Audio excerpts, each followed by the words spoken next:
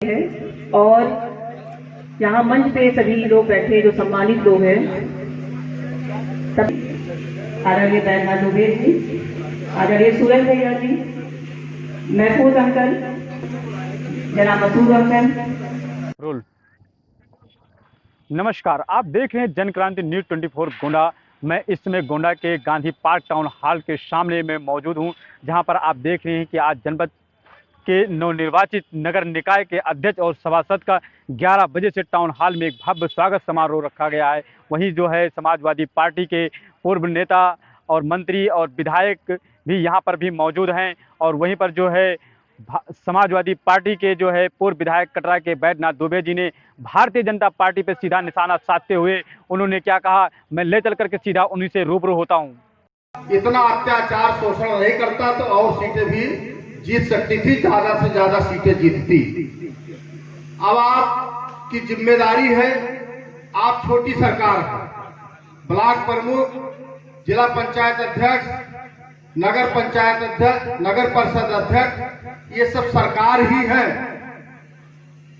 और समाजवादी पार्टी को मजबूत कैसे किया जाए इसके बारे में आप लोगों को सोचना है, क्योंकि जिसके चुनाव चिन्ह पर, जिस पार्टी के माध्यम से आप लोग चुनाव जीते हैं, उसकी मजबूती पर ही आपकी मजबूती है। कुछ जगहों पर ऐसा होता है कि लोग चुनाव जीत जाते हैं, लेकिन जब सरकार जिसकी बन जाती है उसके निकट चले जाते हैं तो वह काम बहुत खराब होता है, उसकी वजह से पार्टी को नुकसान होता है। अब आप जान लीजिए कि आने वाले समय में एमपी का चुनाव निकट है। ये आप कतई भूल जाइए कि चुनाव मई 2024 में होना है, क्योंकि जिस तरह से कर्नाटक में भारतीय जनता पार्टी हारी है, वो 5 राज्यों में कोई रिस्क लेने को तैयार नहीं होगी। निश्चित रूप से इन 5 राज्यों के साथ लोकसभा का चुनाव जरूर कराएंगे, जहां तक मुझे आशा है, क्योंकि जो भारतीय जनता पार्टी की स्थिति बहुत खराब है। महंगाई, बेरोजगारी, अत्याचार, शोषण, काउंटर, तमाम तरह का जो है अन्याय जनता के ऊपर हो रहा है।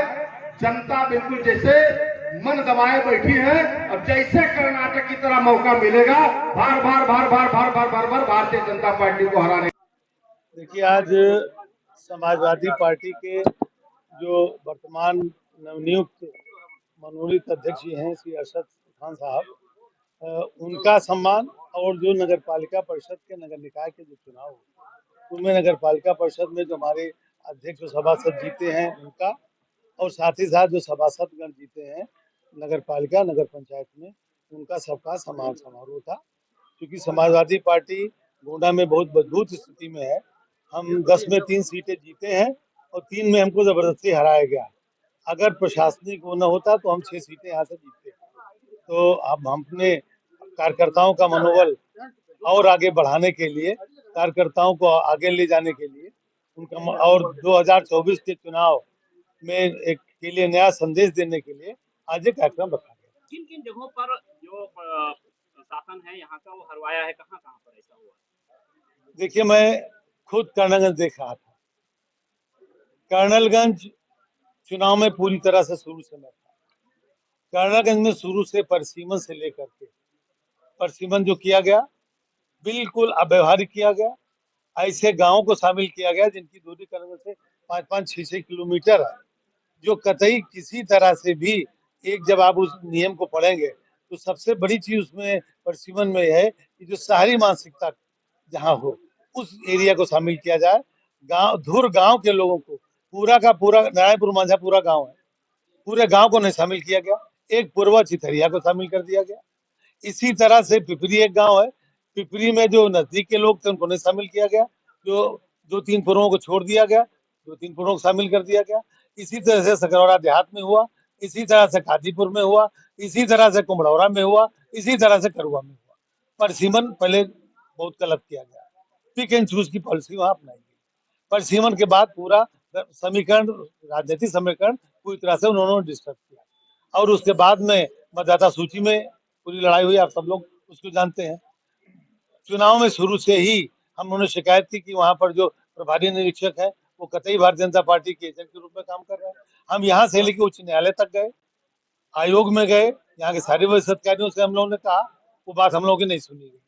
मतदान के दिन जिस तरह से वर्तमान विधायक ने कर्णागंज के पिपरी पोलिंग पर, कन्हैयालाल विद्यालय की पोलिंग पर, नगर पालिका परिषद की पोलिंग पर जिस तरह से उन्होंने स्वयं बैलेट पेपर छीन के और पीठासीन अधिकारी को मार करके मतदान कर जब फर्जी मतदान करा, किसी ने नहीं सुना, सबको शिकायत की गई। वही स्थिति मतगणना में थी कि मतगणना में जितने भी भारतीय जनता पार्टी के एजेंट थे सबको गेरुआ वस्त्र पहनाया गया और गेरुआ वस्त्र पहनाने के बाद उनको प्रशासन ये इंगित किया गया कि ये लोग भाजपा के लोग हैं, इनको पुलिस पकड़े ना, इनको पुलिस छुए। 5 राउंड तक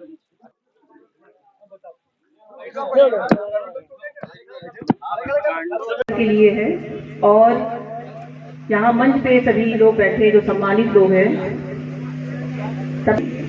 आदरणीय सूरज भैया जी, महफूज अंकल, जनाब मसूद अंकल और वकार अंकल है, इसलिए मैं आप लोगों से माफी चाहती हूँ जिनका नाम मैं नहीं ले पा रही हूँ। और सामने मौजूद सभी लोगों का बहुत बहुत शुक्रिया, तहे दिल से शुक्रिया कि आप सभी लोग अपना कीमती वक्त निकालकर यहाँ इस प्रोग्राम में शामिल हुए। तो सिर्फ शुक्रिया अदा करने का है, जो शुक्रिया अदा करने से लोगों ने दिया है उसको मैं अल्फाजों में बयान नहीं कर सकती हूँ। ये जो इलेक्शन हुआ है, इसमें जो जीत हुई है, ये जीत सही मायने में हमारी जीत नहीं है, ये हमारे अब्बू की जीत है। इससे ये साबित हुआ है कि गोंडा की जो आवाम है वो हमारे वालिद मोहतरम से कितना प्यार करती थी और उनके दिल में उनके लिए कितनी मोहब्बत है। वरना बहुत से लोगों ने बहुत विरोध किया। ये वक्त कहने का तो नहीं है